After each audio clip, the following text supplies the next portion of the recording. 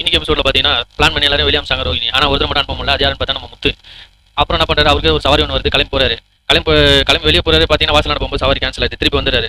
வந்துட்டு ரோஹிணி பையன் கிட்ட சொல்றாரு, நான் இன்னைக்குள்ள உங்க கூட தான் இருப்பேன், சவாரி கேன்சல் ஆயிடுச்சு, நம்ம எங்கன்னா வெளியே போலாமா அப்படின்னு சொல்லிட்டு கேட்கறாரு. அதுக்கு அந்த பையன் சொல்றான், சினிமா போலாமாமா, மூவி போலாம் அப்படின்ட்டு. ஏன்னா கண்ணில் கட்டி போட்டுது, நீ எப்போ படம் பார்ப்பேன், நான் காதில் கேட்டுப்போமாமா, அப்பா அம்மா எது கூட டிவி ஓடிட்டே இருக்கும், சவுண்ட் கேட்டு தான் அவருக்கு எதுவும் அப்படின்னு சொல்லிட்டு, சரி அதெல்லாம் வந்து கட்டு பிரிச்ச அப்புறம் போலாம் அப்படின்னு சொல்லிட்டு இப்போ செல்ல பாட்டு போடுறேன் அப்படின்னு சொல்லிட்டு சொல்றாப்ல. அதுக்கு அந்த பையன் சொல்றான், இல்ல விஜய் பாட்டு போடுங்க மாமா அப்படின்னு. ரோஹிணிக்கு ஒன்றும் புரியல. இவனை எப்படியாவது வெளியே அமிச்சாதான் அவங்க அம்மாவை பேசி வீட்டுக்கு அனுப்ப முடியும் அப்படின்னு சொல்லிட்டு உடனே அவங்க ஃப்ரெண்டு ஒன்று இருக்குல்ல வித்யான்ட்டு, அந்த டுபாக்கு ஒரு ஃபோன் பண்றாங்க.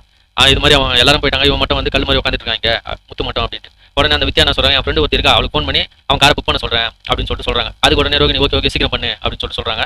உடனே முத்து கால் வருது. கால் வந்தவொடனே கூடவஞ்சேரியில் ட்ராப் பண்ண பெரிய சவாரியாச்சு அப்படின்னு சொல்லிட்டு இருக்காரு. அதுக்கு ரோஹிணி அவங்க அம்மா சொல்றாங்க, தம்பி உங்களுக்கு என்ன வேலை அந்த போய் பார்ப்பா, நீங்க வேலையை பார்ப்பா, எங்களுக்காக இது பண்ணாதப்பா அப்படின்னு சொல்லிட்டு. இல்லை நீங்க வீட்டுக்கு வந்திருக்காங்க, உங்களை கவுன்ஸ் அனுப்பணும்ல அப்படின்னு. அதான் பரவாயில்லப்பா, நாங்கள் பார்த்துக்கிறோம், நீ போப்பா அப்படின்றாங்க. சரி முத்து கிளம்பிறாரு.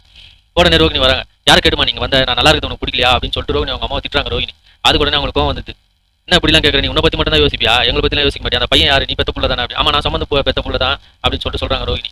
நீ அப்படி நினைக்கலையே, எனக்கே பயமா இருக்கு, எங்க நான் செத்துட்டு அந்த குழந்தை எடுத்துமே நான் அனாதாசிரமத்தில் செத்துருவியோ, அந்த குழந்தை அனாதையா இருக்குமோ, அது எப்படி வளருமோட்டு நானே பயந்துட்டு இருக்கேன் ஒவ்வொரு நாளும், நீ இது மாதிரி பண்றேன். உடனே ரோஹிணி வந்து அழுதுகிட்டு, அப்படிதான் நான் பண்ண மாட்டேன், அவனை நான் விட்டுற மாட்டேன், நான் வந்து ஒரு நல்ல நிலைமைக்கு வந்த பிறகு இந்த விஷயத்தை மனதிட்டு சொல்லி அப்படியே நான் இது பண்ணிடுவேன் அப்படின்னு சொல்லிட்டு சொல்றாங்க.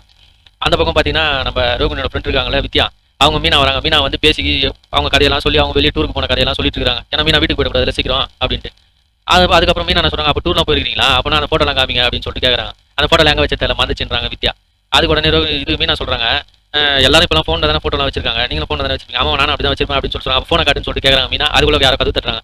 காலிங் பெல் அடிக்கிறாங்க. யாருன்னு பார்த்தா நம்ம கறி எடுத்து வந்துருக்காரு வித்யா கோசம்.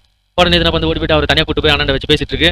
ஆனால் வந்து நம்ம மீனாவுக்கு வந்து ஒரு டவுட், ஐயோ இது வந்து ரோஹிணியோட மாமா குரல் மாதிரி இருக்கு அப்படின்னு சொல்லிட்டு யோசிக்கிறாங்க. அதோட இன்னைக்கு எபிசோட் முடியுது.